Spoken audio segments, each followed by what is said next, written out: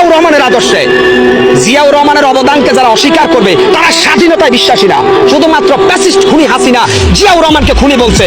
কিন্তু জিয়াউর রহমান এদেশে সর্বপ্রথম খাল খনন করেছেন, জিয়াউর রহমান ইরাক ইরানের যুদ্ধ বন্ধ করেছেন, জিয়াউর রহমান সৌদিতে নিম গাছ, যেটা জিয়া গাছ হিসেবে পরিচিত, সেটা রোপণ করেছেন।